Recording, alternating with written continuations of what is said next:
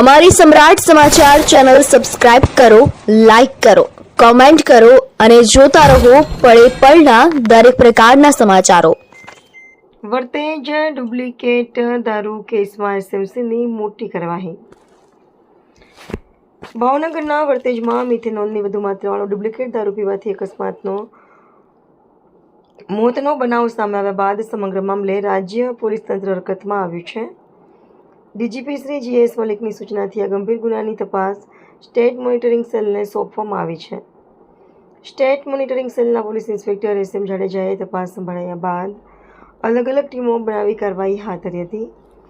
તપાસ દરમિયાન ડુપ્લિકેટ દારૂની બોટલો તેમજ દારૂ બનાવવા માટે ઉપયોગમાં લેવાતા કેમિકલ, કલર, સ્ટીકો, ઢાંકણા, સ્ટીલ રોલ અને પેકિંગના પુઠ્ઠાઓ સહિતનો મુદ્દામાલ ઝડપી પાડવામાં આવ્યો છે।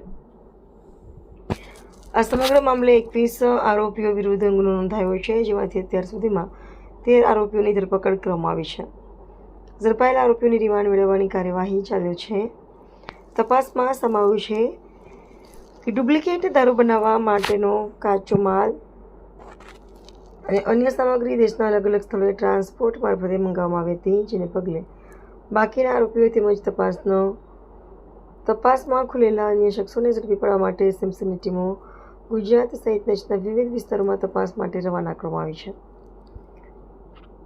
દારૂના ગંભીર કેસમાં પોલીસ દ્વારા વધુ આરોપીની ધરપકડ અને મુદ્દામાલની રિકવરી થાય તેવી શક્યતા છે। આ સમગ્ર મામલે સ્ટેટ મોનિટરિંગ સેલ દ્વારા વધુ તપાસ હાથ ધરવામાં આવી રહી છે।